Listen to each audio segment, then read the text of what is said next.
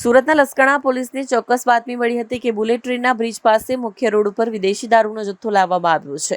જે બાતમીના આધારે પોલીસે તાત્કાલિક કાર્યવાહી હાથ ધરી હતી. દરોડા દરમિયાન જાહેરમાંથી ભારતીય બનાવટના વિદેશી દારૂની અલગ અલગ બ્રાન્ડની નાની મોટી પ્લાસ્ટિકની કુલ 1778 બોટલો ઝડપાઈ હતી, જેની કુલ કિંમત 2,77,255 આંકવામાં આવી છે.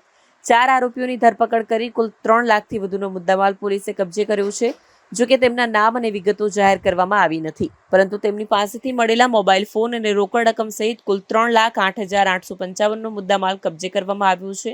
કબજે કરાયેલ મુદ્દામાલમાં 2,77,255ની કિંમતનો દારૂનો જથ્થો, આરોપીઓની અંગ ઝડતીમાંથી મળી આવેલ 4 મોબાઈલ ફોન અને રોકડા ₹350નો સમાવેશ થાય છે. વોન્ટેડ આરોપીઓ મામલે લસકાણા પોલીસ સ્ટેશનમાં ધી ગુજરાત નશાબંધી અધિનિયમ 1949 તથા ગુજરાત નશાબંધી સુધારા અધિનિયમ 2017ની કલમ 65A, 81, 116B મુજબ ગુનો દાખલ કરી કાયદેસરની કાર્યવાહી હાથ ધરવામાં આવી છે. આ કેસમાં ઉર્મિકભાઈ નામનો એક આરોપી વોન્ટેડ જાહેર કરવામાં આવ્યો છે, જેનું રહેઠાણ અને મોબાઈલ નંબર હાલ અજાણ છે અને પોલીસ દ્વારા તેની શોધખોળ ચાલી રહી છે.